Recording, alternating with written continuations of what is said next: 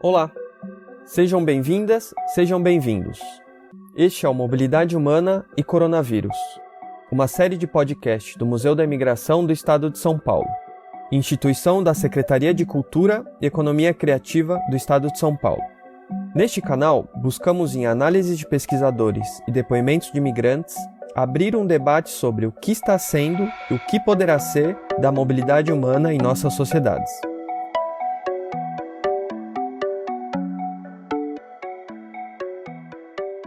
Vocês poderão escutar agora, nesse episódio, a apresentação e a discussão de textos publicados no nosso site, na série Mobilidade Humana e Coronavírus, no mês de junho. São artigos escritos por diversos especialistas e textos feitos a partir de entrevistas com migrantes no Brasil e no mundo. Nesse segundo episódio, abordaremos temas como trabalho, raça e etnia e epistemologias latino-americanas. O episódio, então, é composto por momentos em que apresentamos cada uma das publicações, em seus tópicos principais, e outros momentos em que discutimos esses tópicos. Com isso, você fica sabendo tanto dos assuntos trazidos pelos textos, ao mesmo tempo que entra em contato com os debates gerados por esse conteúdo.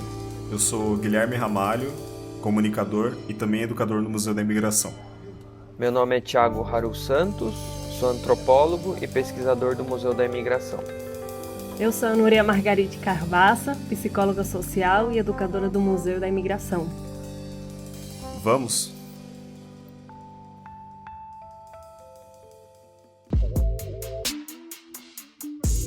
Erratas. Erramos. Tava errado. Nos episódios anteriores, a gente falou algumas informações que não estavam muito precisas ou estavam incompletas. A gente vai corrigi-las agora. No episódio anterior, o número 2, foi dito que a Organização de Países Europeus, que antecedeu a União Europeia, se chamava Benelux e era composta por França, Luxemburgo, Bélgica e Alemanha. Mas, na verdade, era composta por Bélgica, Países Baixos e Luxemburgo. Falamos da importância deste e de outros blocos no programa anterior, ao abordar a importância da cooperação regional na resolução de problemas. No âmbito das Américas, falamos de um outro bloco, mas não nomeamos, que é aquele formado pelos países caribenhos, chamado CARICOM, Comunidade e Mercado Comum do Caribe, formado por 15 países e 5 territórios da região caribenha.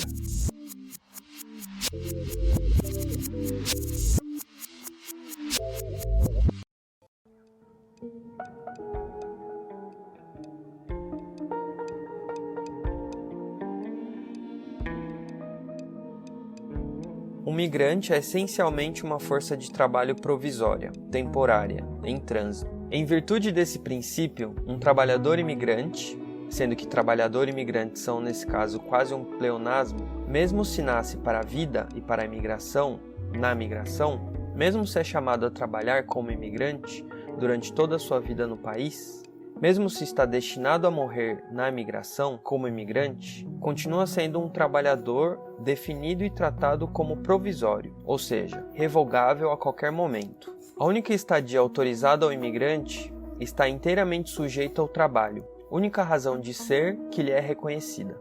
Foi o trabalho que fez nascer o imigrante, que o fez existir. É ele, quando termina, que faz morrer, que decreta sua negação ou que o empurra para o não ser. Adel Malek Sayad, sociólogo. A imigração ou os paradoxos da alteridade.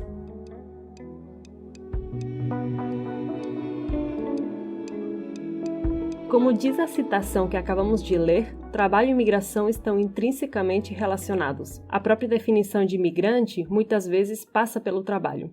Neste episódio, diversos textos apresentados passam por esta temática. Sim, exatamente. Como a gente vai falar bastante disso ao longo do episódio, a gente vai trazer agora algumas informações relacionadas ao trabalho para vocês. Assim como a citação do Sayad, é importante da gente pensar o quanto o trabalho está relacionado à migração, o migrante como força de trabalho, e ao mesmo tempo, como muitas vezes, o exercício desse trabalho é impedido na vida de quem migra a partir de diversas barreiras que são colocadas durante o processo. Isso também dificulta ou facilita os tipos de acesso a documentos que ele vai ter durante esse período. Aqui no Brasil existem alguns vínculos temporários de trabalho para quem chega, que estão muito ligados à profissão que a pessoa vai ter e ao trabalho que ela vai exercer quando ela chega no Brasil.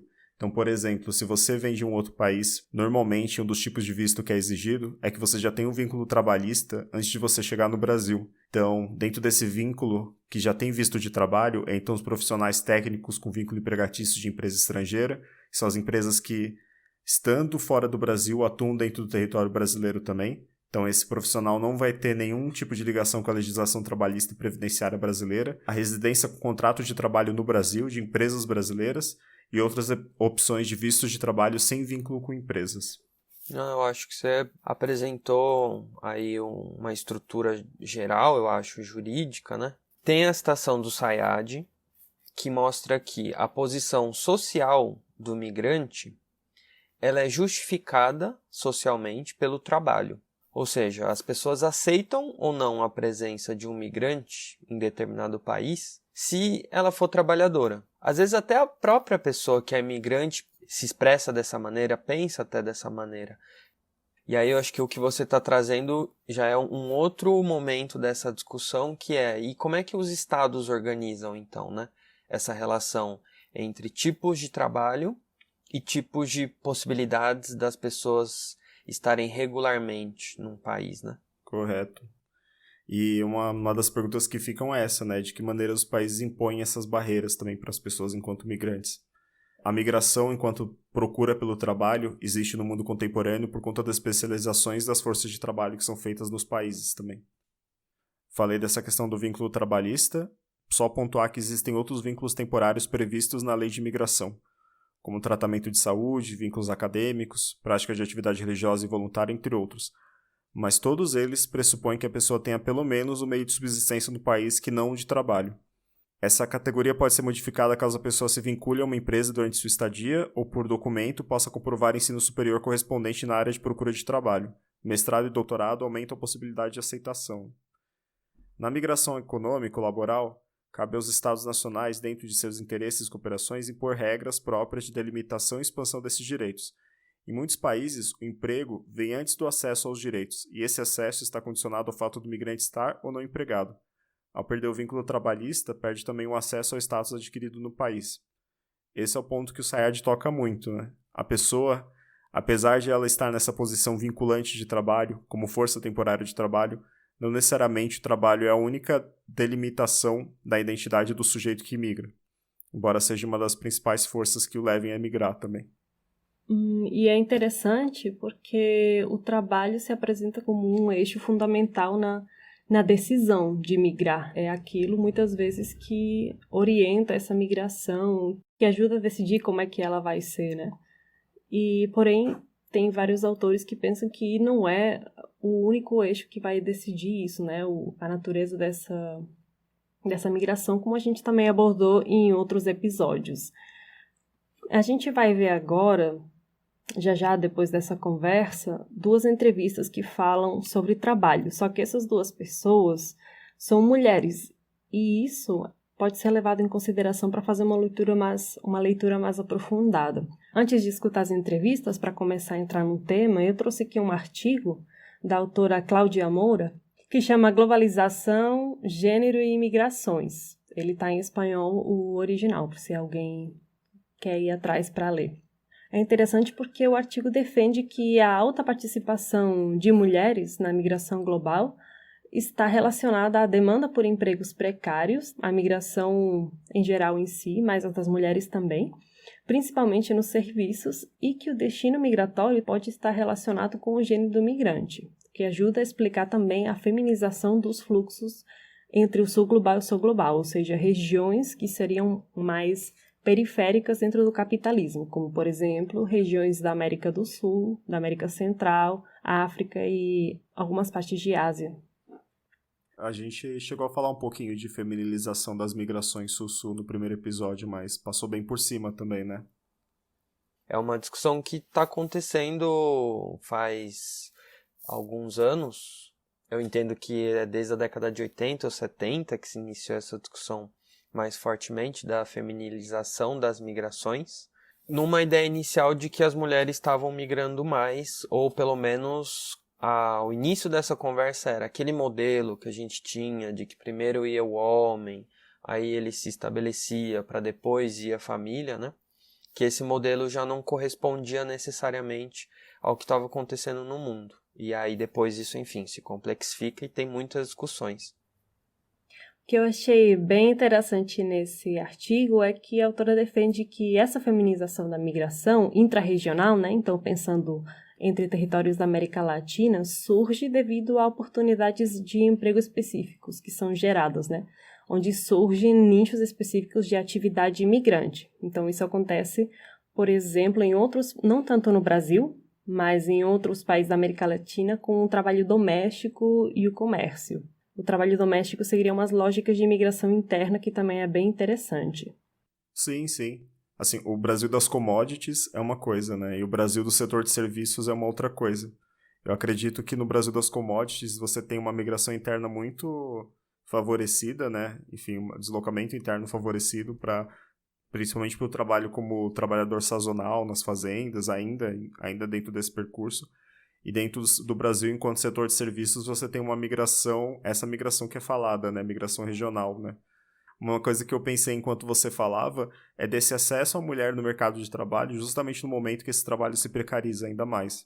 No acesso ao trabalho, por exemplo, nesses anos 80 e 90, nessa nova migração, nessa nova cara da migração, justamente no momento que os trabalhos estão precarizados. E aí fica essa questão, né?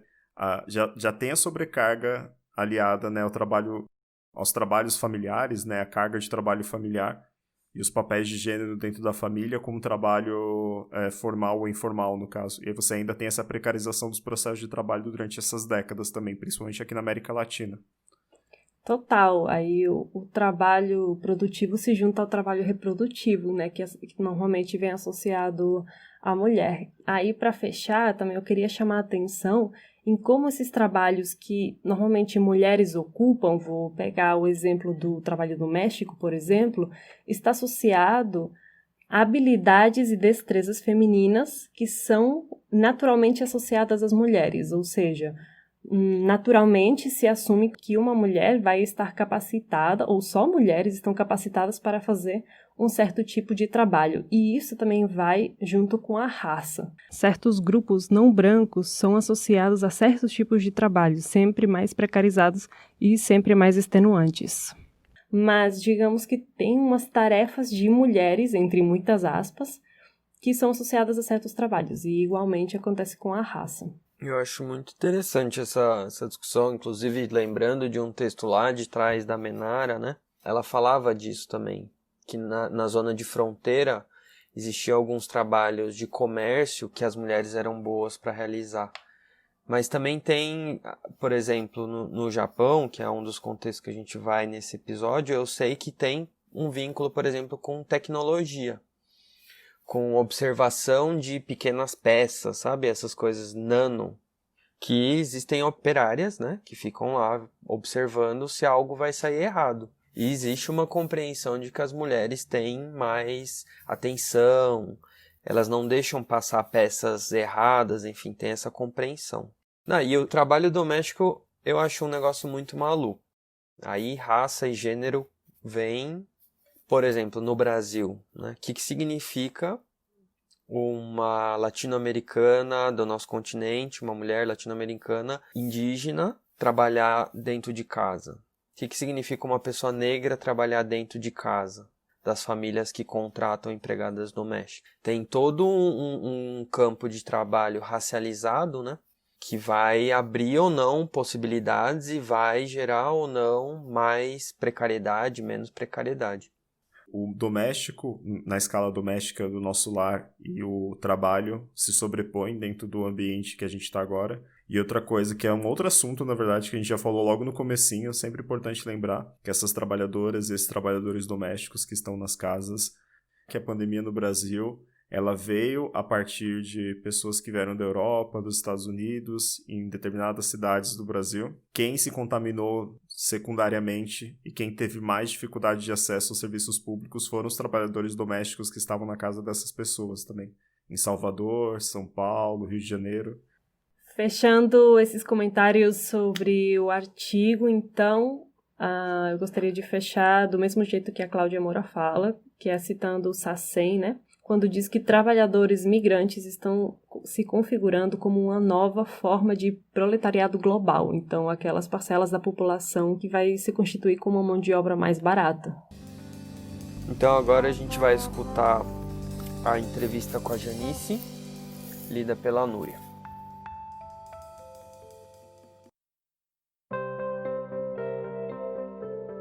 Na entrevista intitulada Eu Sempre Me Sinto Acampando Aqui, conversamos com Janice Sachiko, mulher brasileira de 52 anos que mora desde seus 23 em Hamamatsu, no Japão. Apesar de ser descendente de japoneses, sua ida para o Japão não esteve isenta de desafios, como o aprendizado da língua e o escasso conhecimento do destino. A entrevistada comenta que o motivo de seu deslocamento, no início, foi de juntar dinheiro e retornar para o Brasil para seguir o negócio da família. Por isso, como reflete o título da entrevista, Janice sempre falou para seus filhos que ela sentia que sua estadia no Japão seria algo transitório. Porém, acabou passando a maior parte da sua vida lá. Eventualmente, os filhos de Sachiko migraram para o Brasil, fazendo o caminho contrário à mãe, em busca de acesso à educação superior pública no país. É nesse contexto que a entrevistada viu o novo coronavírus chegar no Japão, no final de janeiro. Apesar de medidas de controle e monitoramento, em Hamamatsu não foi estabelecido lockdown. Ao falar da atitude de obediência às instituições por parte dos japoneses, Janice destaca diferenças importantes com o Brasil, que ela atribui à educação e aprendizados culturais distintos.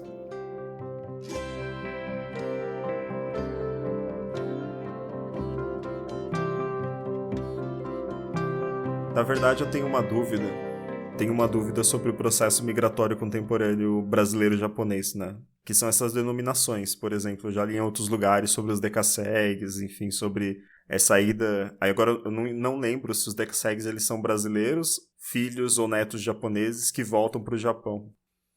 Então, o fenômeno decassegue, né, o movimento decassegue, é uma nomenclatura que foi criada lá na década de 90, mais ou menos, para denominar justamente os descendentes de japoneses que voltavam para o Japão. Mas aí é interessante, porque voltavam é meio estranho, porque muitas vezes eram quarta geração, muitas vezes eram terceira geração. Mas sim, poderia ter gente que era filho de japonês diretamente. Existe uma tradução literal para decassegue? Sim. Decassegue é de saída, e kasegi, conseguir sustento, de trabalho, enfim. E é um termo que se usa lá no Japão para dizer isso, assim, de uma pessoa que saiu da casa que vai para algum outro lugar, mas não é imigrante. Aqui no Brasil teve essa ressignificação. Mas é um movimento que começou isso no final da década de 80, junto com uma leva migratória geral de brasileiros e brasileiras que saíram do Brasil, não só para o Japão, Estados Unidos, Portugal. O Japão foi um dos lugares, né? E o que aconteceu nessa época foi uma mudança de lei que possibilitou a ida de pessoas como a Sachiko, a família dela. Mas o Japão, na década de 80, ocupava o mesmo lugar no pensamento internacional que a China vai ocupar depois nos anos 2000. A China e outros países do Sudeste Asiático, os tigres asiáticos, como era chamado na economia internacional, que era esse papel de um país em franca ascensão, com um setor industrial super forte, que atraíam esses trabalhadores de retorno, esses descendentes que vinham para trabalhar nas indústrias japonesas, né? Como o Brasil, nos anos 2000. E se a gente pensa aos 80 no Brasil, né, que é um pouco o contexto de fundo dessa imigração, é o período Collor, né? Hiperinflação, enfim, toda a política neoliberal sendo aplicada de uma maneira muito dura. No caso, anos 90, né? 80 para 90 ali, né? Período da redemocratização também. Vamos ouvir agora uns trechos da entrevista com a Janice Sachiko. Na verdade, na época, né, assim, a gente vinha com visto de 3 meses e a gente não entendia nada, na verdade, né? Nem sabia como que era o Japão, não imaginava, né? E aí, para mim, foi assim, imagina, uma pessoa que nunca saiu nem da cidade de São Paulo. Você ir para um outro mundo, né? Pela idade, né? A gente é corajosa, né? E sei lá. Quando a moça pegou, aí ela já pegou, a gente já entrou no carro com ela. Poderia, na verdade, ser tudo mentira, né? E ter levado para outros lugares, né? É que, na verdade, pelo que ela conta pra gente, na época que ela vinha, eles não vinham com visto permanente pra ficar pro trabalho, do mesmo jeito que a gente tava falando que é o visto permanente pro trabalho no Brasil. Eles iam com visto de 3 meses, como é o nosso visto de turista. Bom, e ela fala que ela nunca tinha saído nem da cidade de São Paulo. Só um detalhe, né, gente? É a história da minha mãe. Eu não sei se é agora que vai ser revelado, mas já digo que ela comenta dessa moça, né? Que foi buscar, que poderia ter dado tudo errado, né? E isso é muito comum, né? Não só na migração do Japão para o Brasil, né? Que existem essas empreiteiras que ficaram conhecidas, mas eu tenho lembrança dessa moça e dessas pessoas das empreiteiras. E de fato eram pessoas que ajudavam os imigrantes no geral. Levavam as pessoas para lá e para cá, porque desconhecia a língua. Imagina, uma pessoa no Japão sem saber falar japonês. E me levava também, eu era criança, me levava para ir comprar roupa, para ir para a escola, enfim, fazia toda essa mediação. Essa funcionária da empreiteira, ela era uma brasileira que também foi como imigrante para o Japão, era, né? Exato, ela era uma descendente de japoneses também. Poxa, me chamou a atenção essa coisa de você migrar sem saber nada de onde que você vai, né? E eu acho que, na verdade, isso também acontece em qualquer migração. A gente imagina um lugar que às vezes é todo estereotipado, ou às vezes faz muita pesquisa, mas às vezes continua sendo estereotipado. Como que é isso, né? Migrar sem saber onde você vai. Eu imagino que naquela época já não tinha esses recursos que a gente tem agora, internet toda hora, YouTube de pessoas contando as experiências, então devia ser muito mais extremo, né? Se hoje ainda acontece mesmo com a informação, imagina naquela época. Então, realmente tem que ser bem corajoso. Mas eu acho até que a presença das empreiteiras, a presença dessa quantidade grande de pessoas migrando ao mesmo tempo, e o fato dessas pessoas que recebiam também serem brasileiros que migraram, dá um certo ar de formalidade ao processo migratório. Dá uma certa segurança de que o processo ele é sério e você consegue ver as etapas pelos quais as pessoas passaram e consegue ter uma certeza sobre como vai ser esse lugar. Mas a verdade é que quando você migra, nada é certo também. Apesar de ter todo esse ar de formalidade, a verdade é que são pessoas migrando para o desconhecido, para uma situação que elas não conhecem, de um lugar de onde elas pouco ouviram falar, de uma lembrança só de um passado familiar que é totalmente diferente quando elas chegam também, né? Ela chega a comentar, né, que ela acha que era até irregular, né, do ponto de vista migratório a situação dela. Então, apesar de ter essa questão muito forte nas migrações também, que a gente sempre fala, né, redes migratórias são muito importantes. E nesse caso, as empreiteiras ocupam esse lugar. Até o que se entende como coiote, muitas vezes, dependendo do caso, são pessoas próximas. São pessoas que sabem atravessar um caminho, sabem ligar de um ponto a outro, de uma cidade para outra, de uma casa para um trabalho, enfim. São atravessadores, né? E é óbvio que essas pessoas também muitas vezes estão se aproveitando de um vácuo institucional, que o Estado não está legislando. Então, são esses agentes que aparecem, né, no meio do caminho. Porque na época de 1990, muita gente veio, né, atrás.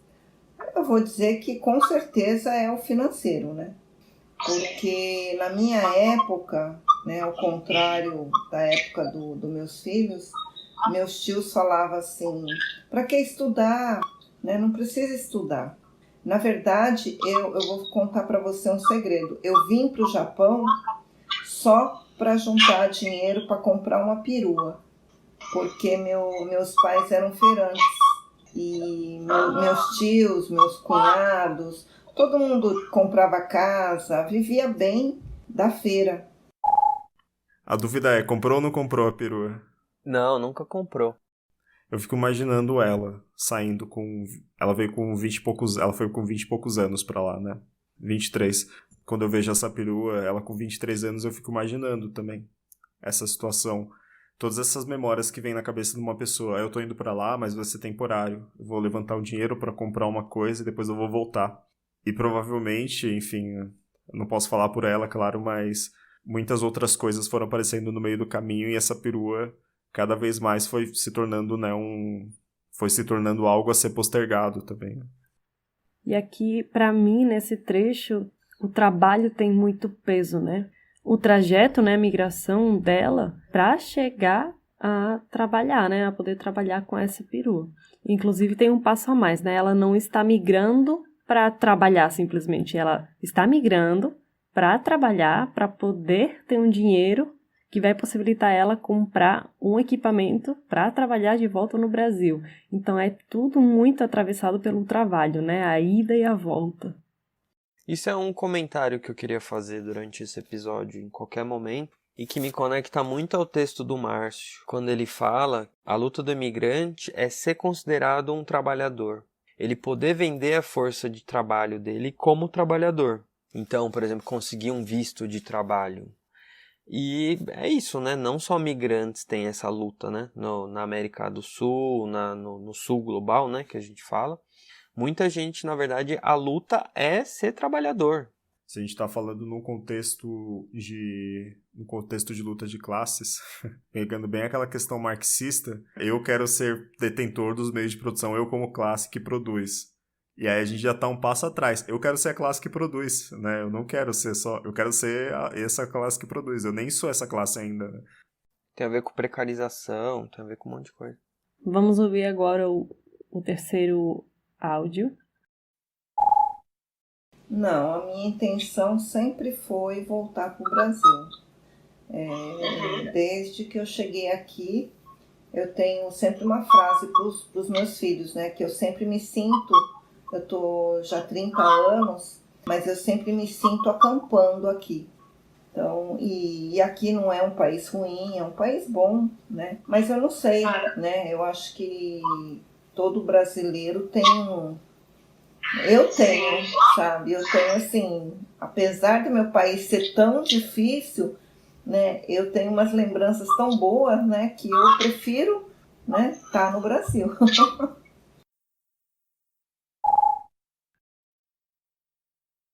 Eu que fiz essa entrevista, né? Para mim foi muito curioso. Eu perguntei para ela, né, quando que ela decidiu ficar de vez, né? Ela contou a história da perua.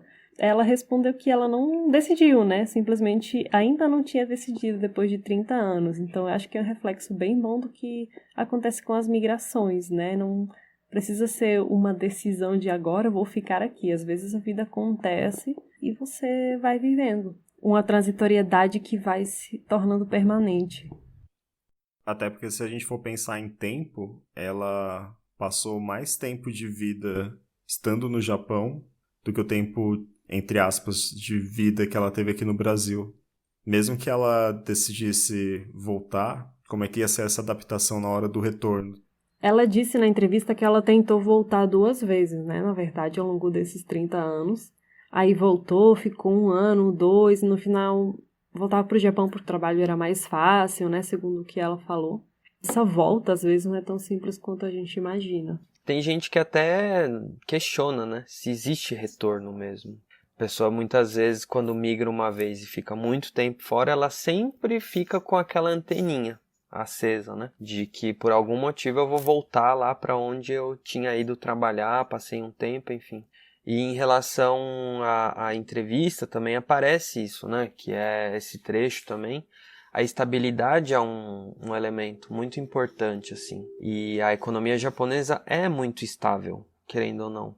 Em questão de emprego, ela sempre disponibilizou empregos duros, empregos muitas vezes precários, sujos, pesados, mas nunca faltou emprego, digamos assim. Tirando as grandes crises, diferente do Brasil, por exemplo, né? De tempos em tempos a economia engasga de uma forma que o emprego simplesmente desaparece. Não, tem alguns pesquisadores, inclusive, que falam que o contexto de trabalho no Brasil é uma grande parcela da população informal que sustenta um reduzido mercado formal de trabalho. Então, você tem uma série de setores sociais que trabalham de maneira precarizada, informal. A informalidade, ao invés de ser a exceção, ela é a regra do processo de trabalho no Brasil, né? Nesse tempo que a gente está fazendo as entrevistas, né, a gente acabou percebendo que existem entrevistas nas que a pandemia é muito importante, é realmente uma coisa que faz diferença na vida e a pessoa tem mais vontade de explicar isso, né, como que a pandemia chegou, como que afetou. E em outras, a história de imigração que a pessoa tem acaba ocupando grande parte do relato. É interessante deixar as pessoas, né, a gente vem encontrando esse jeito de fazer, os três, de deixar a pessoa escolher onde que vai estar o foco, né? Para mim, essa entrevista da Satiko, ela contou muito, destinou muita parte do tempo na história dela, e achei bem bonito, é uma história que vocês precisam ir lá ler no blog, lembrando que todos os textos que a gente comenta estão no blog do museu. Apesar de na entrevista da Satiko a pandemia não aparecer como um grande transformador da vida, sabe? Que trouxe uma grande mudança, na conversa aparece como um ponto que ela começa a comparar Brasil e Japão, né? Ele é um momento que ela encontrou de também pensar mais sobre as diferenças, né? Entre a vida no Brasil, a vida no Japão, a cultura no Brasil, a cultura no Japão. A gente vai passar agora a conversar sobre uma entrevista que também traz o gênero e o trabalho, só que de uma maneira bem diferente, porque nessa, ao contrário da história da Satiko, a pandemia foi um fator decisivo dessa conversa que a gente teve com ela.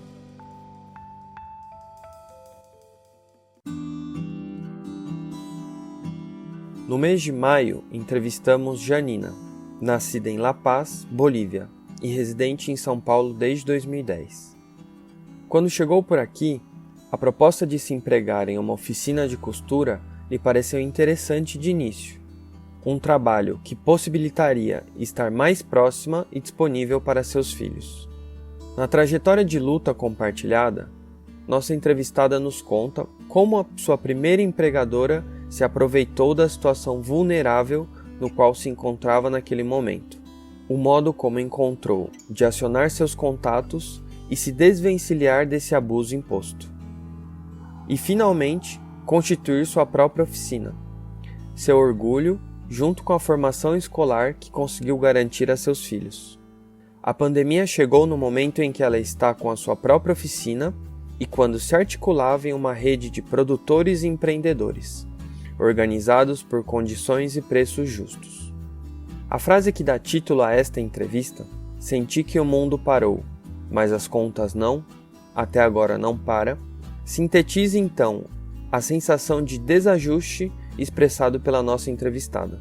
Se por um lado a pandemia parecia travar todo o seu arredor, paralisando a sua oficina conquistada em sua trajetória, as contas não pararam de chegar, acumulando-se sem cessar.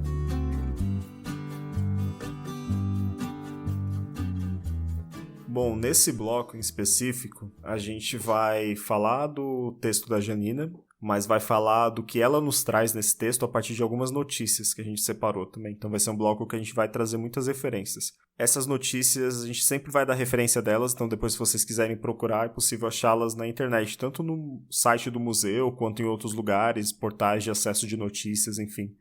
Elas estão disponíveis para acesso ao público. E o primeiro ponto que é importante da gente pensar na situação que ela nos relata, que é completamente diferente da Satiko, é que, diferente da rede que a Satiko nos descreve com as empreiteiras, com o auxílio na chegada que as pessoas têm, a Janina ela descreve uma outra face da moeda desses atravessadores, que é se aproveitar de uma situação em documentação ou de falta de acesso ao trabalho, também de falta de acesso a entender quais são os seus direitos em relação ao trabalho, que coloca as pessoas em posições vulneráveis, como a que ela nos descreve, em relação a empregadores que não pagam, em relação a condições análogas à escravidão. Lembrando também, quando a gente fala das questões de trabalho, que todo dia 28 de janeiro é rememorado o Dia Nacional de Combate ao Trabalho Escravo.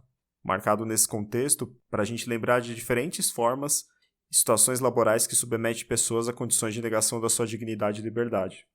É sobre isso que essa resenha se trata, e sobre isso que essa entrevista se trata. Eu queria só marcar, antes da gente começar a apresentar as notícias, que é muito importante as pessoas entenderem que um erro fundamental quando a gente discute trabalho análogo à escravidão ou trabalho escravo, vincular esse tipo de trabalho a uma nacionalidade ou uma comunidade específica. Isso as comunidades migrantes vêm sistematicamente falando que elas são contra e que não ajuda justamente no combate a essas formas de exploração. Porque você retroalimenta, você lança uma série de preconceitos contra elas e deixa elas mais marginalizadas ainda. E a partir disso, ela fica mais vulnerável à exploração, ou seja, não ajuda. As notícias que a gente está trazendo são de diferentes comunidades, brasileiros, imigrantes, enfim. Pegando isso que o Thiago falou, sim, é importante. E é importante da gente pensar que quando a gente fala de trabalho análogo à escravidão no Brasil, a gente está falando também de deslocamentos internos. Então também estamos falando de brasileiros em situação análoga à escravidão. Por isso a questão de não vincular uma nacionalidade específica, que normalmente a gente imagina um grupo imigrante ou determinada nacionalidade. Isso pode acontecer com diversos perfis e diversos grupos de pessoas também. Inclusive, no dia 9 de julho, foi publicado uma notícia A gente vai trazer muitas notícias desse portal, né? Que é o portal da Repórter Brasil, que na minha opinião é um dos principais portais que tratam desse tema, né? Com informação bastante confiável. 24 indígenas guaranis são resgatados de trabalho escravo em fazenda do Mato Grosso do Sul. E basicamente relata, né, a situação desses indígenas que deixaram no início da pandemia, deixaram suas aldeias. É um elemento importante, né, nesse tipo de trabalho, nesse tipo de situação, que eles já chegaram devendo, tendo que pagar por uma coisa que eles ainda não conseguiam nem ter acesso, né, porque não tinham começado a trabalhar. E aqui nessa notícia, né, esse mediador é chamado O Gato, a pessoa que fez essa mediação entre a aldeia e esse local de trabalho. É que é essa categoria de pessoas que fazem isso, é que nem os atravessadores, que nem você comentou dos coiotes, os gatos são quem fazem a ponte, né, entre os trabalhadores e as fazendas. Sabe o que é uma coisa louca também? Porque eu fico imaginando, agora pensando no nosso contexto. Não sei se vocês que estão ouvindo já passaram por isso, ou se a gente também que está aqui nessa conversa já passou por isso, mas pra gente é muito difícil saber quais que são os nossos reais direitos enquanto trabalhadores no Brasil. Parecem coisas muito triviais que todo mundo deveria saber, mas se a gente for pensar em como é a legislação trabalhista, é algo que pra gente que está aqui é difícil, então imagina para uma pessoa que não tem acesso a essa legislação, tem acesso a outras legislações trabalhistas, que demandam outra jornada de trabalho. Então qualquer informação que chegue até esses grupos vai ser lida como verdade, dependendo de quem fala. De novo, né, aquelas figuras de autoridade que são as figuras que fazem os atravessamentos, né, que são os representantes, quer que sejam das fazendas ou das fábricas, as pessoas que trazem as informações sobre o que aquele trabalho é feito. Acho importante a gente definir trabalho análogo à escravidão, né? E não fala trabalho escravo, né, por exemplo. Na verdade, são vários fatores que definem o que é um trabalho análogo à escravidão, mas normalmente está vinculado a condições degradantes de trabalho, né, que são ditas incompatíveis com a dignidade humana, caracterizada por uma violação de direitos, risco de saúde, e por aí vai. Mas também pode ser um tipo de trabalho que seja com jornada exaustiva. Também pode ser um trabalho forçado, ou seja, obrigar a pessoa a trabalhar, né, usando ferramentas como fraudes, isolamento, inclusive, ameaças. E também pode ser servidão por dívida. Então é importante ter essa noção para entender que alguém que está em situação de trabalho análogo à escravidão não é necessariamente uma pessoa sendo propriedade estritamente da outra pessoa, né? Até porque isso já não é possível, não é legal, não é uma situação que está contemplada depois da Lei Áurea aqui no Brasil. Então, seriam outras condições que fazem do trabalho algo muito indigno, algo que quebra todos os direitos da pessoa, enquanto trabalhador e enquanto pessoa. A gente também separou uma outra notícia, que é de 30 de julho desse ano. Vítima de tráfico de pessoas e trabalho escravo, 2 pontos. A rotina de abusos e multas de doméstica filipina em São Paulo. E essa é uma história que parece bastante descabida, que ela relata, né, essa trabalhadora, ela ficou presa dentro de casa por muito tempo. A patroa dela dizia para ela que ela não podia sair da casa, que ela era uma migrante legal, enfim, ela ameaçava, né? E mentia para ela dizendo que as Filipinas, que era o país dela, não tinha consulado aqui, né? E assim, o mais bizarro de todos é que ela tinha um caderninho em que todo erro que a empregada realizava, por exemplo, quebrar copo ou lavar roupa de um jeito errado, ela tinha que pagar multas. Então, no final das contas, ela quase devia mais do que tinha o que receber.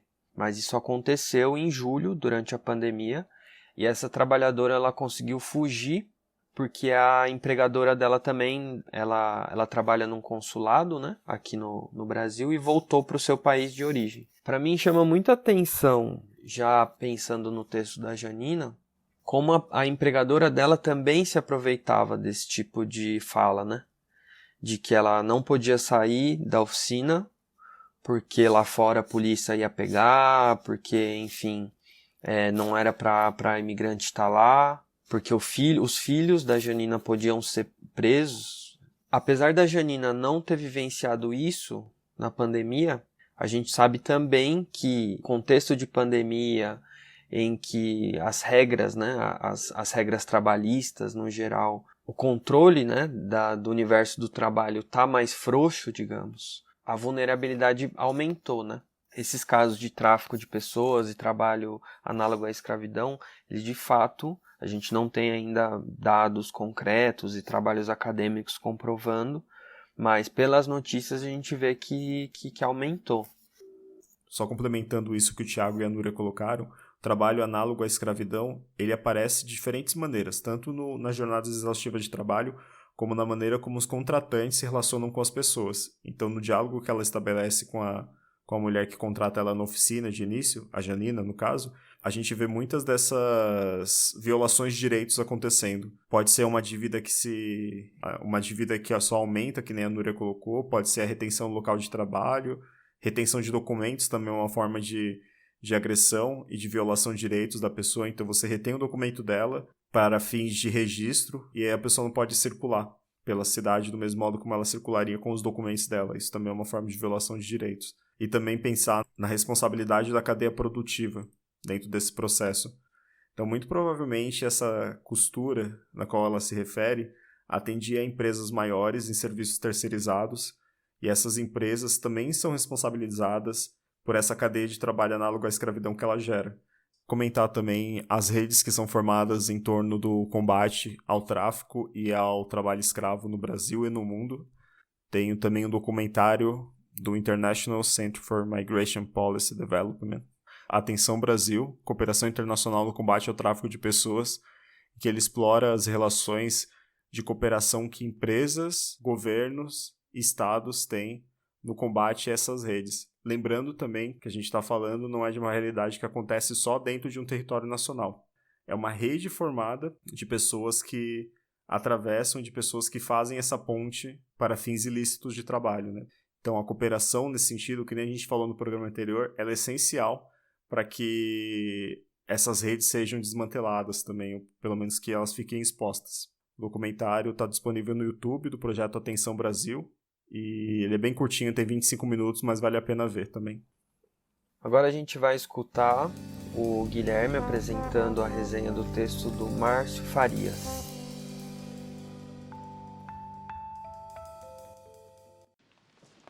Como é possível que algo como a Covid-19, uma situação nova que nos expõe a todos, possa nos afetar de forma tão desigual?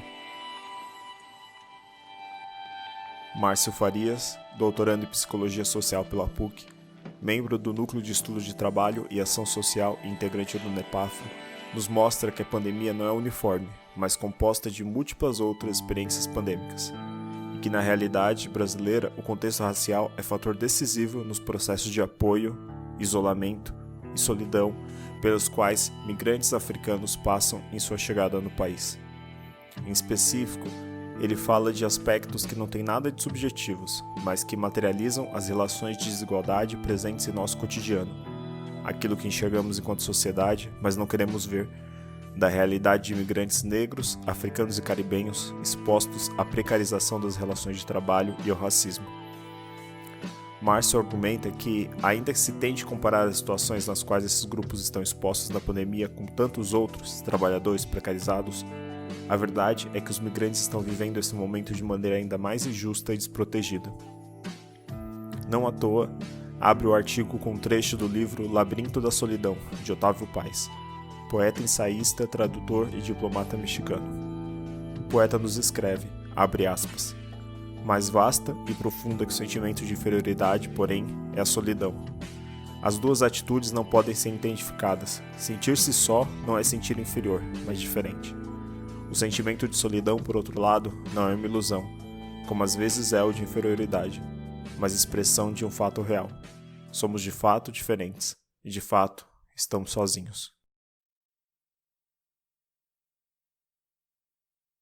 Para discutir o texto que a gente acabou de escutar, a gente pensou em trazer aqui o filme Liberdade, dos diretores Pedro Nishi e Vinícius Silva. É um curta de 20, 25 minutos, se não me engano. Gente, é muito bom, vocês têm que assistir. Mas ele encaixa muito bem nessa discussão que o Márcio traz, porque comenta o bairro Liberdade como sendo um bairro que é muito associado a uma imigração japonesa, né, mais histórica, trata a situação de imigrantes africanos chegando neste bairro também. E isso tudo comentado juntamente com o que era antes esse bairro de Liberdade, né? Uma história que foi apagada. Mas o que eu gostei desse curta é que o bairro da Liberdade ele não é só o cenário em que eles estão inseridos, ele é como se fosse um personagem. Ele está dentro da história. A história só existe porque o bairro da Liberdade está lá. E eu não sei, eu ficaria muito feliz que pessoas que não fossem de São Paulo estivessem escutando a gente. Para quem não é de São Paulo, Liberdade é um bairro aqui da nossa cidade, conhecido popularmente, assim, geralmente, por ser um bairro oriental. É um bairro também de memória negra, né? Porque é um bairro em que tanto escravizados como libertos viviam ali. É um bairro em que memórias desse período foram sendo apagadas, inclusive com a sobreposição de outras memórias. Dentre essas outras memórias, as memórias de imigrantes asiáticos e asiáticas que viviam naquela região. É importante da gente pensar que no pós-abolição, lá no fim do século XIX, quando você tem um movimento de libertação das pessoas escravizadas e uma consequente substituição pela mão de obra migrante que vem no mesmo período, os centros econômicos de São Paulo estavam no interior, nas fazendas, principalmente no oeste paulista. E a cidade era também o centro econômico, mas era um centro econômico principalmente da informalidade, das profissões informais. São para esses bairros ditos centrais hoje, mas que eram periféricos nesse período, para onde vão essas populações. E que elas se organizam dentro desses bairros por conta das ofertas informais que a cidade proporcionava enquanto trabalho. Uma coisa que a gente que trabalha com público direto lá no museu sempre fala nas visitas é que o que hoje a gente considera centro, Moca, Bexiga, Liberdade, eles eram bairros periféricos, eles eram as periferias do século XIX, do fim do século XIX e começo do XX. E eles também eram formados por migrantes empobrecidos, que vinham para as cidades também à procura desse trabalho, mas principalmente por essas pessoas brasileiras que eram alforriadas no pós-abolição.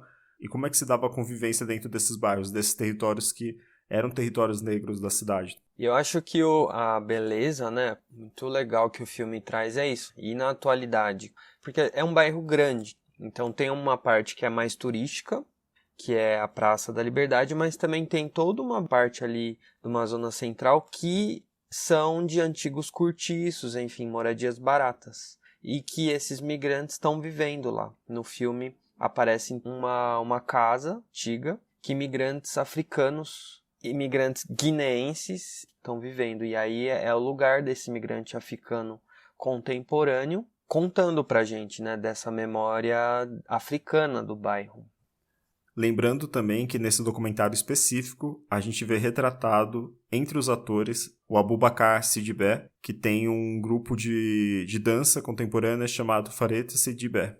É que o trabalho do Abubakar, quanto artista, antes desse documentário, eu acho importante ressaltar também. Ele tem um grupo de dança, quando ele vem aqui para o Brasil da Guiné-Conakry, ele muda primeiro para o ABC Paulista, trabalha bastante em São Bernardo do Campo, fazendo diversas performances artísticas com o grupo de dança dele.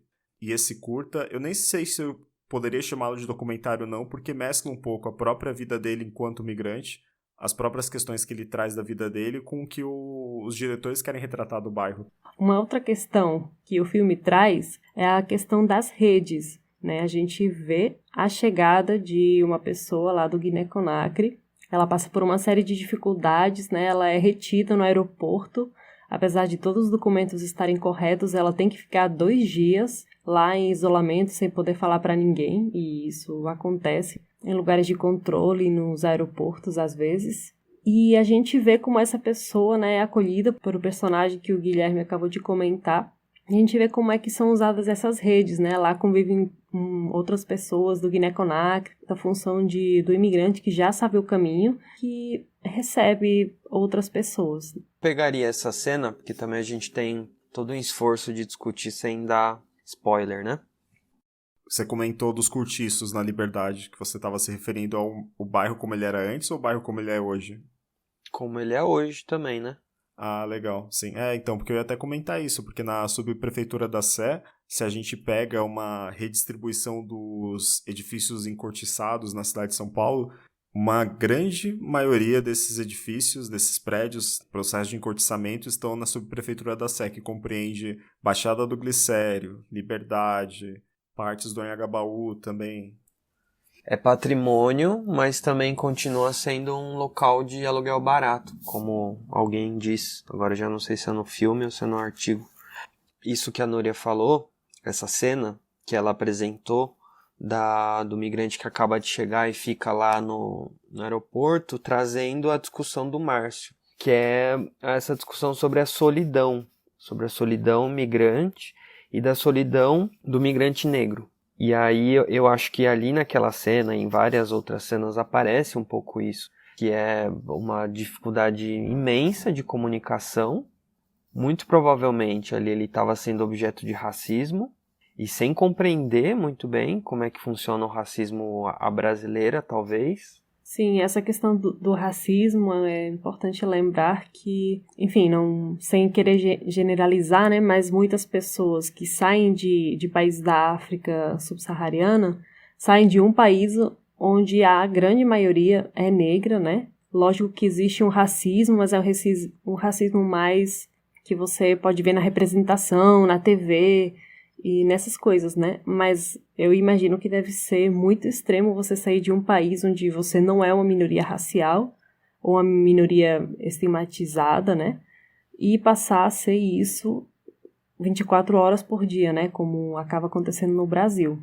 Nas lógicas raciais e étnicas que estão estruturadas naquela sociedade, né? A gente sabe que aqui no Brasil existe muito, muito racismo. Deve ter, imagino, né, esse choque de passar a sofrer racismo, de passar a ser alvo diretamente e de uma maneira muito mais concreta. É muito importante da gente pensar, que nem a Núria colocou, que em certa medida os brasileiros negros, eles são instrumentalizados desde criança a lidar com situações de racismo, ou eles vivenciam situações de racismo nos diversos ambientes por onde eles passam, né?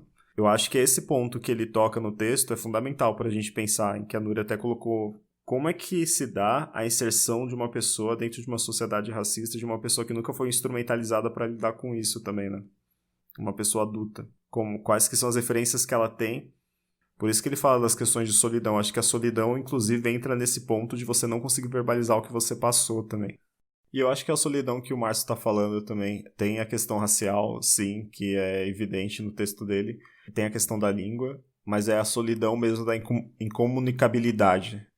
A gente está falando desde o primeiro episódio sobre o assassinato do João Manuel, também em relação a uma discussão sobre o auxílio emergencial, se os migrantes deveriam ou não ter acesso ao auxílio emergencial dado pelo governo. Eu acho que são essas etapas de solidão também, da comunicação, do acesso a serviços, do racismo. Mas, Gui, quando você diz essa coisa de incomunicabilidade, é a língua? Porque, nesse caso, talvez tenha outros migrantes que têm mais problemas com isso. Ou então que o racismo cria um muro que faz que a pessoa não possa se comunicar. A solidão que ele traz é que não é nem uma inferioridade, é algo pior do que a inferioridade. Por isso que ele traz essa citação do Otávio Paz. Ou seja, não é que você sente que tem uma pessoa acima de você, ou que se considera superior. É que assim, é uma sensação de não estar. Não, mas acho que essa situação de não estar é a mesma coisa que se reflete no próprio bairro da Liberdade. Porque se a Liberdade ela nasce enquanto bairro negro na cidade de São Paulo, enquanto um território negro, não necessariamente um bairro naquele período, a partir do momento que esses migrantes empobrecidos, principalmente de origem japonesa, vão morar no bairro, nos cortiços, e convivem com essa comunidade negra que já está no lugar, que é a partir do momento que as gerações vão se sucedendo, você tem uma substituição. Essas pessoas que estavam lá antes, esses descendentes negros, brasileiros ou de qualquer outra origem, eles não deixam de morar no bairro, mas eles são ou apagados dentro do bairro ou empurrados para outras regiões. Ou até o bairro muda de fronteira também, que era o Glicério antes, passa a ter uma parte que é a Liberdade e outra parte que é o Glicério. Mas o Glicério, se a gente for pensar nas populações que habitam até hoje, o Glicério ele não deixou de ser um bairro migrante, um bairro negro da cidade de São Paulo. Só pensar na comunidade haitiana que mora lá. Eu acho interessante disso, né? Os processos de apagamento de visibilidade, eles se dão a partir de delimitações de fronteira, que são outras, a partir de um apagamento, a partir da mudança do nome de uma estação, é um processo de apagamento, que apaga não só essas comunidades negras que estavam ali, mas apagam todas as outras N heranças asiáticas que convivem no mesmo lugar. Na década de 70, que começa esse movimento para transformar o bairro no bairro temático da cidade de São Paulo, a partir de uma associação de comerciantes da região, em sua maioria japoneses, é o mesmo momento que a comunidade japonesa no bairro ela já não está tão presente, e aí você tem uma maior presença das comunidades coreanas, chinesas, que não necessariamente estavam representadas naquela herança dita panasiática, mas ao mesmo tempo uma herança que era muito calcada numa identidade japonesa também.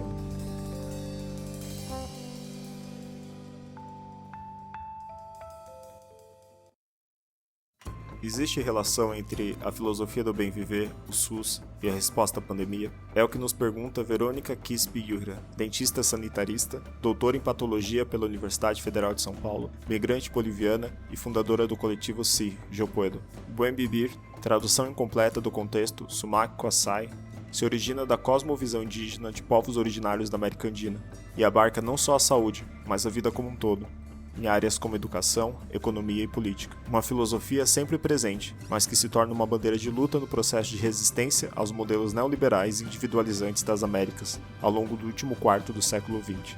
Não significa, como a autora coloca, viver melhor que os outros, mas sim viver bem assim como e com os outros, interrelacionados. Se observarmos com atenção, o bem viver se faz presente não apenas na construção de políticas públicas voltadas para populações indígenas, mas no modelo de construção do próprio SUS, nosso Sistema Único de Saúde, nas suas políticas de equidade, acesso e humanização do atendimento.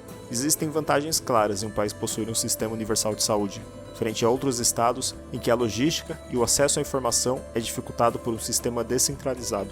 Ainda assim, para que ele funcione nos parâmetros necessários, é preciso uma resposta coordenada à crise em todas as esferas de poder.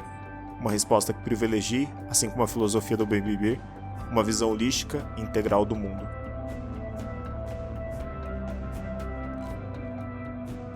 Bom, como a gente sempre tenta trazer um pouco do nosso trabalho no museu, seja nas exposições, nas pesquisas, nos trabalhos educativos, a gente trouxe para comentar esse texto da Verônica um material que a gente chamou de Abya-Yala.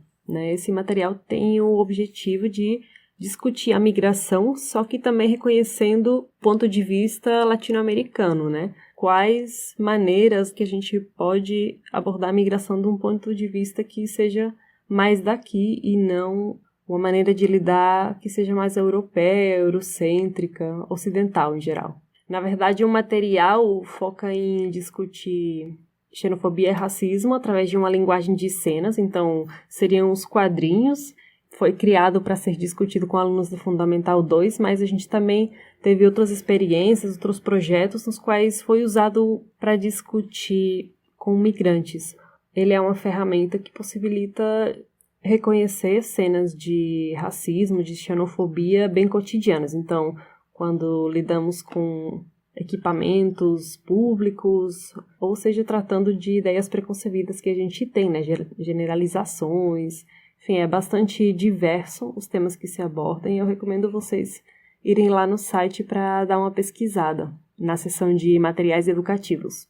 Ou clicar diretamente na descrição desse episódio, que a gente vai colocar o link aqui do material também, Mas, ô Núria, eu queria fazer uma pergunta para você. Você falou do Abiyala como esse olhar latino-americano sobre o mundo, né, a partir de uma visão integral. Se tivesse um jeito de utilizar esse olhar para pensar migrações internacionais, como é que a gente poderia fazer? Então, eu não tenho uma resposta, assim, até porque não existe um jeito único de pensar latino-americano, né? Existe uma multiplicidade de pensamentos, cosmovisões em cada uma das regiões que existem aqui. Mas eu imagino que a gente pode pensar em um jeito de resposta que seja em pensar a mobilidade de um jeito muito mais integrado na vida cotidiana, né? Se a gente for pensar em mobilidade de povos indígenas na América Latina, a gente vai ver que a mobilidade era uma coisa muito mais corriqueira, normal, né? Inclusive ainda é. Mas se a gente fosse capaz de pensar a mobilidade como uma coisa mais intrínseca, né, ao cotidiano, acho que esse seria um caminho, por exemplo.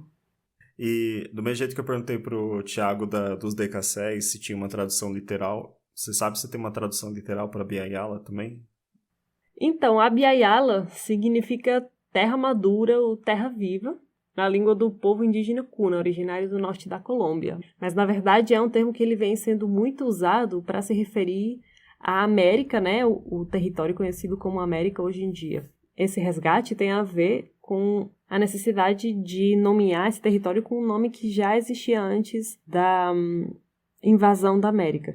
Por que a gente teria que nomear esse continente do jeito que os europeus, quando chegaram, nomearam? Mas ele vem sendo usado por movimentos que se alinham com essa visão decolonial, né, do resgate de outras epistemologias. Bom, só uma contextualização, né? Epistemologia, para quem não sabe, faz parte, inclusive, é um campo da filosofia que trata do conhecimento. Como é que a gente consegue produzir conhecimento? Quais são as estruturas que a gente tem para produzir conhecimento? E que tem tudo a ver com o texto da Vero, é a afirmação de que o nosso mundo não começa com a chegada dos colonizadores. Então, a gente tem conhecimentos que são para além da ciência ocidental. A gente acha que é pandemia, que coronavírus é um termo, uma discussão muito atual, né, muito internacional, enfim, mas por que não a gente olhar para os nossos próprios conhecimentos, para as nossas próprias alternativas? No texto da Verônica, ela também traz uma noção bem importante que chama Buen Vivir, que nasce na América Latina também como oposição ao desenvolvimentismo, né, das sociedades modernas ocidentais, como oposição também a essa noção de bem-estar, de sociedade, de consumo e de todo esse progresso, né, que surge com a modernidade. Esse conceito de bem viver, né, que seria a tradução, ele foi cunhado por Guamán Poma de Ayala, que era uma pessoa que viveu no vice-reinado de Peru, aproximadamente em 1615, então faz um tempo, né? Foi a primeira pessoa que formulou, né, uma resistência indígena contra a colonialidade que vinha sendo imposta. E desde então, o bem viver tem sido utilizado como bandeira de diversos povos indígenas para resistir a diversos processos de colonialidade que vão se sucedendo no processo das Américas. Inclusive, quando a gente fala de resistência, a gente também fala de período contemporâneo. Durante o processo de inserção das políticas neoliberais na América Latina durante a década de 80 e 90, alguns países da América Latina tentaram implementar ou implementaram de fato as políticas do bem viver dentro das suas constituições nacionais, como é o caso da Bolívia e do Equador. E tais implementações só foram possíveis por conta dos movimentos sociais indígenas envolvidos no processo. E eu acho que foi o Thiago até que comentou, né, que se o Buen Vivir que está na Constituição poderia ser considerado ainda algo como não ocidental. Mas mesmo assim eu acho importante se colocar que está na Constituição, né? Porque se você for pensar, sei lá, no Brasil, eu duvido que tenha alguma noção indígena, inclusive, na Constituição. Então eu acho que vale a pena para levantar esse questionamento. A menos que você, como a Verônica, considere o próprio modelo do SUS uma representação do bem viver na Constituição brasileira, a partir das políticas dele. É uma leitura também. Mas se a gente pensa no bem viver, a gente também está falando de questões que são muito próximas, só que, claro, por uma outra ótica, por uma outra lente, dos próprios conceitos ocidentalizados de direitos humanos, né? Na questão da equidade, na questão do acesso Isso eu acho interessante também, o quanto esse movimento de luta, por mais que ele seja cooptado, ele aparece nas constituições de certa maneira, né? Que ela coloca em relação ao SUS. Total. E uma coisa que eu acho também bonita, né, que o Bem Viver não considera que tem essa separação, né, cartesiana, que a gente fala, entre o humano e a natureza. É tudo integrado, que ele consegue descrever a totalidade sem ser uma coisa homogeneizante, né, como pensamentos europeus costumam fazer. Uma coisa universal e então acontece uma série de apagamentos de diferentes realidades. Mas também lembrando, gente, que o Bem Viver é um conceito polissêmico, que tem muitos significados, muitas maneiras de entender ele. O Bem Viver que aparece na Constituição de Equador e Bolívia provavelmente não é o Bem Viver que o Guamán Pomar de Ayala falava em 1615 ou que certos movimentos indígenas cunham, né? O que eu acho muito legal da Verônica ter trazido esse conceito de aproximar esse Bem Viver a uma bioética, né? Ou seja, as decisões da pandemia, elas são éticas. Elas não são só uma decisão pragmática do tipo recursos para lá, recursos para cá.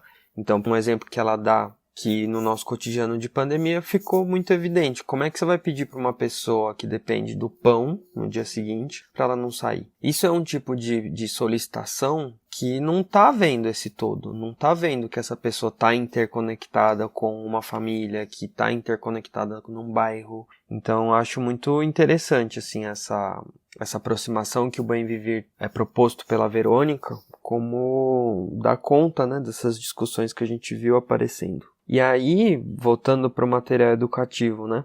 Por exemplo, uma das cenas é de uma moça trabalhadora, né, no hospital, que pede uma série de documentos para uma moça negra que carrega um bebê e um protocolo de refúgio em mãos. Ou seja, é uma cena aqui, né, para quem não conhece muito, uma refugiada que está com o seu documento, mas que muitas vezes tem dificuldade de ser reconhecido como um documento. O SUS, ele é acessível para essas pessoas, mas muitas vezes esse protocolo ele não é reconhecido como um documento válido. Muitas vezes é pedido o RNE da pessoa. Como é que você vai oferecer esse direito à saúde se você não entende o lugar que ela está para ter esse documento em mãos? E você, como sistema, muitas vezes estatal, não consegue enxergar. E é exatamente isso, relações específicas para pessoas específicas, não é aquele processo universalizante do qual a Núria falou, que é próprio das relações de direitos humanos ocidentais, né? O SUS, ele é um serviço universal, um serviço de acesso universal. Mas para que todos tenham acesso, é necessário que a gente pense nas especificidades, o que cada grupo precisa para ter acesso a esse serviço. E é exatamente isso que não está sendo respeitado nem representado nessa figura, qual o Thiago descreveu. Por exemplo, há uma segunda imagem dentro desse material que vemos o processo de alugar uma casa por parte de uma pessoa que carrega um passaporte. A pessoa que carrega o passaporte é uma pessoa negra e o funcionário da agência de aluguel parece desconfiado. Nesse sentido, a gente vê diversas questões envolvidas nessa imagem. A desconfiança da parte de quem aluga os imóveis, a ausência de documentação necessária em que as imobiliárias pedem para que os imigrantes aluguem, uma falta de acesso às informações de quais são os caminhos que ela faz para conseguir alugar uma casa. Aqui, nessas duas cenas que a gente viu, a gente descreveu duas situações que são distintas. Não só na natureza delas, em sentido de uma falar sobre saúde e outra falar sobre moradia, mas também nas relações presentes dentro dessas situações. Uma com o setor público, no caso, a funcionária da unidade de saúde, e outra com o setor privado, no caso, o funcionário de uma imobiliária que aluga a casa para alguém que está migrando. Né? Eu acho legal dessas cenas que elas podem ser analisadas em vários níveis, né?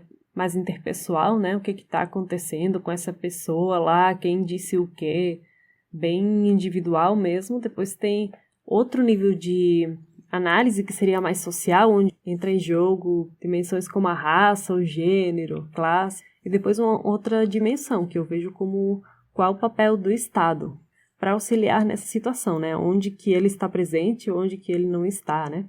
Lá na ponta, quem que está fazendo esse trabalho? Quem que está atendendo as pessoas, né? Essas pessoas estão sendo treinadas para lidar com situações diferentes? Essas pessoas estão sendo respaldadas, né? Exatamente. Que essa pessoa que está lá na ponta, ela não tem acesso à informação, muitas vezes, e ela está lidando com diversas questões que são super violentas no cotidiano de trabalho dela. Não sei se todo mundo que está ouvindo é frequentador de unidades básicas de saúde, se utiliza o serviço do SUS no seu dia a dia, mas quando a gente está numa UBS, a gente vê as diversas questões que acontecem lá dentro.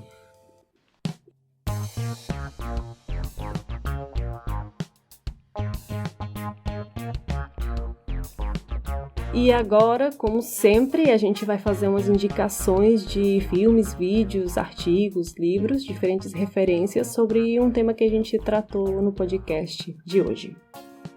Eu vou indicar então o programa Tecendo Sonhos, que foi criado em 2014. Tem como objetivo melhorar as condições de trabalho dos imigrantes latino-americanos na cadeia têxtil através do empreendedorismo. É um programa que inclusive é parceiro nosso, inclusive a gente faz menção a eles no artigo da entrevista da Janina, e é um programa realmente muito interessante. Vocês podem acessar os sites deles e ver um pouquinho o trabalho deles. Vou deixar também como indicação o editorial publicado na edição de janeiro e abril da revista Interdisciplinar de Mobilidade Humana, Migrações e Trabalho, Precarização, Discriminação e Resistência. Traz um dossiê sobre a precarização do trabalho com foco na parte mais vulnerável, os migrantes internacionais. E eu vou deixar indicado um vídeo feito pelo Visto Permanente, que chama Alice Artega.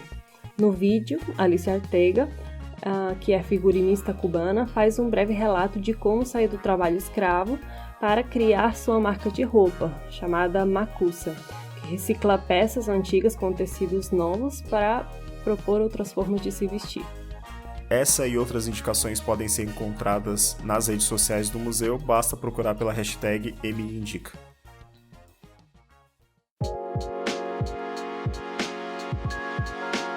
Bom, por hoje é isso. Lembrando que estamos recebendo comentários de ouvintes. Vocês podem mandar no e-mail museudaimigracal, sem ser cedilha e sem tio, @museudaimigracal.org.br, ou pelo número de telefone que estará na descrição do podcast. Tchau, tchau e até o próximo mês. Muito obrigada, espero que tenham gostado. Obrigado, pessoal, e a gente se vê no mês que vem em mais um programa. E para refletir sobre as ideias que a gente conversou hoje... Você conhecia essas diferentes camadas de história do bairro da Liberdade? Vocês acham que na migração o trabalho se apresenta como uma oportunidade ou como uma dificuldade? Quais aspectos do bem viver te chamaram mais atenção? Este foi o Mobilidade Humana e Coronavírus, uma série de podcasts do Museu da Imigração do Estado de São Paulo, instituição da Secretaria de Cultura e Economia Criativa do Estado de São Paulo.